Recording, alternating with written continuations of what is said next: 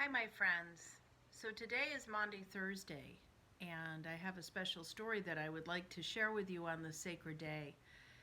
If you remember, when we last left off, it was Palm Sunday, and we were remembering when Jesus entered into the city of Jerusalem on that little donkey with everybody waving their palms on either side.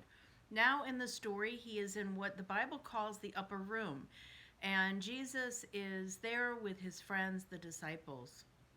And while they're there, he does the most amazing thing. He washes their feet. Can you imagine? I'm sure their feet were really dirty and dusty.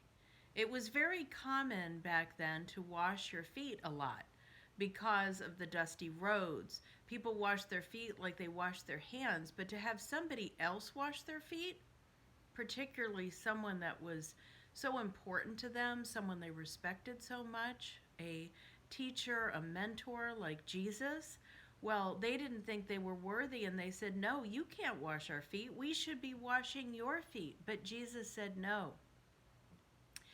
Jesus wanted to do this for them. He wanted to serve them, and he wanted to teach them in doing so to serve others. He also wanted them to see how much he loved them. And then they sat down for a meal, a very special meal called the Passover meal. And while they sat there, Jesus told them some sad news, some devastating news. He said that he would be arrested and he would die. And then he said something even worse. He said it was one of them sitting at that very table that was going to betray him.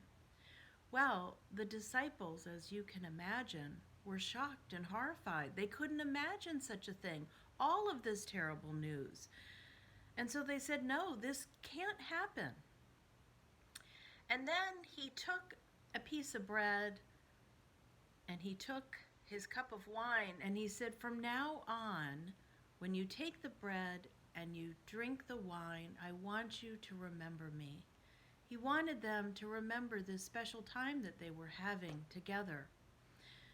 The friend that would betray Jesus would be Judas. Later on, Jesus went to the Garden of Gethsemane with his friends, and while they were there, he said that he needed some time alone. He needed to spend some time with God. And so he asked his friends to stay awake and keep alert. And while he was there in the garden, he was scared.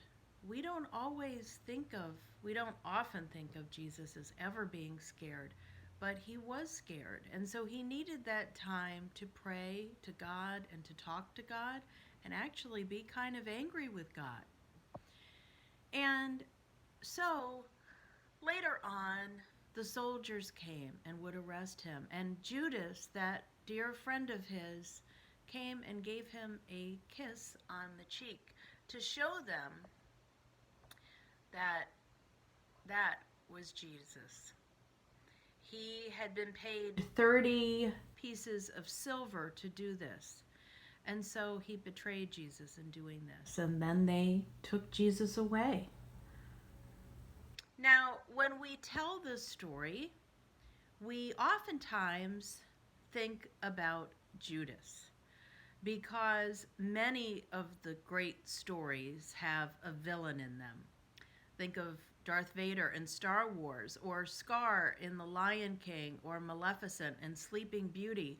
All these interesting stories that captivate our attention and pull us in have great villains. And so we often, when we hear this story on Maundy Thursday, we cut away everything else and we just tend to focus in on Judas. But really, what we should be remembering are all these beautiful pieces in the story. Jesus serving his friends by washing their feet. Jesus surrounding himself with his friends. That's how he wanted to spend his last moments on earth, his last days. He wanted to have this special dinner with them. And then Jesus, when he was scared, spending time alone and praying with God. These are the golden nuggets in this story that I want you to think about. So remember, tonight it would be so wonderful if you could break bread with your family, have a special meal, maybe light some candles, and talk about this night so many years ago. And so tomorrow we'll continue the story with Good Friday. And so, as always, I want you to know that I love you and I miss you, and all shall be well. All shall be well.